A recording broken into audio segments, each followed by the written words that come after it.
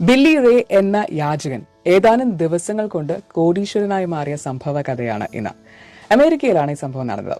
ഒരിക്കൽ വഴിയിൽ യാചിച്ചുകൊണ്ടിരുന്ന ബില്ലി തന്റെ ഭിക്ഷാപാത്രത്തിൽ നോക്കിയപ്പോൾ അതിലൊരു ഡയമണ്ട് മോതിരം കിടക്കുന്നു. ഇത് ഒറിജിനൽ ആണോ എന്ന് അറിയാനായിട്ട് അടുത്തുള്ള ജ്വല്ലറിയിൽ കൊണ്ടുപോയി നോക്കിയപ്പോഴാണ് അവർ പറയുന്നത് ഇതിന് $4000 അഥവാ 3 ലക്ഷത്തിലധികം രൂപ വിലയുണ്ട് എന്ന്. ആദ്യം അത് വിറ്റ് കാശാക്കിയാലോ എന്ന് അദ്ദേഹം ചിന്തിക്കാതിരുന്നില്ല. പക്ഷെ ആ പ്രവൃത്തി ചെയ്യാൻ അയാളുടെ മനസാക്ഷി അനുവദിച്ചില്ല. കുറച്ചു ദിവസം കൂടെ കാത്തിരിക്കാൻ ബില്ലി തീരുമാനിച്ചു. ഈ സമയം തന്റെ വിവാഹ മോതിരം നഷ്ടപ്പെട്ട സാറ ഡാർലിംഗ് എന്ന യുവതി അതിനായിട്ട് താൻ പോയ സ്ഥലങ്ങളിലെല്ലാം അന്വേഷിച്ച് നടക്കുകയായിരുന്നു. ഒടുവിൽ അവർ ബില്ലിയുടെ അടുത്തെത്തി. എന്റെ ഒരു വിലപ്പെട്ട ആഭരണം നിങ്ങളുടെ കൈവശമുണ്ടോ? ഞാനത് ഊരി ബാഗിലെ കോയിൻസ് ഇരുന്ന കള്ളിയിൽ ഇട്ടത് എനിക്ക് ഓർമ്മയുണ്ട്. പക്ഷേ അത് 2 ദിവസമായിട്ട് കാണാനില്ല.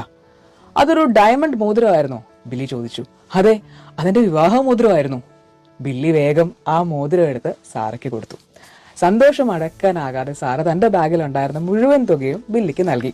പക്ഷെ അവർ മറ്റൊരു കാര്യം കൂടെ ചെയ്തു. ബില്ലിയുടെ ആ വലിയ മനസ്സും നടന്ന കാര്യവും കാണിച്ച് ബില്ലിക്ക് സഹായ അഭ്യർത്ഥനയുമായിട്ട് സാറയും ഭർത്താവും ചേർന്ന് ഒരു ഇന്റർനെറ്റ് പോസ്റ്റ് ഉണ്ടാക്കി. ജ്വല്ലറിക്കാർ ബില്ലിക്ക് മോതിരത്തിന്റെ വിലയായി കൊടുക്കാമെന്നേറ്റ് 3 ലക്ഷം രൂപ പിരിക്കുക എന്നതായിരുന്നു സാറയുടെ ഉദ്ദേശം. പക്ഷേ ബില്ലിയുടെ പേരിൽ വന്ന കളക്ഷൻ കണ്ട് എല്ലാവരും ഞെട്ടി. 8300 പേര് ചേർന്ന് സംഭാവനയായിട്ട് കൊടുത്തത് 1,60,00,000 രൂപയാണ്. ആ പണം കൊണ്ട് അവർ ബില്ലിക്ക് ഒരു വീടും കാറും ഇനി ആരെയും ആശ്രയിക്കാതെ മുന്നോട്ട് ജീവിക്കാനുള്ള ഒരു ബിസിനസ് വിട്ടുകൊടുത്തു. പക്ഷെ ഇതിനെല്ലാം അപ്പുറം ബില്ലിയെ ശരിക്കും സന്തോഷിപ്പിച്ചത് മറ്റൊരു കാര്യമാണ്. ബില്ലി ജീവനോടെ ഉണ്ടോ എന്ന് പോലും അറിയാതിരുന്ന, ഇനി ഒരിക്കലും ജീവിതത്തിൽ കാണില്ല എന്ന് കരുതിയ അദ്ദേഹത്തിന്റെ സഹോദരങ്ങളുമായിട്ട് കൂടിച്ചേരാൻ ഈ സംഭവം വഴിയൊരുക്കി എന്നതാണ്. നാം മറ്റുള്ളവർക്ക് വേണ്ടി ചെയ്യുന്ന ഉപകാരങ്ങൾ ഒരിക്കലും വെറുതെ ആകില്ല. ഇന്നല്ലെങ്കിൽ നാളെ അത് നമ്മളിലേക്ക് തന്നെ 10 മടങ്ങായിട്ട് തിരിച്ചെത്തും എന്നതിന്റെ വലിയൊരു ഉദാഹരണമാണ് ബില്ലി ഹാരിസ്. Thank you.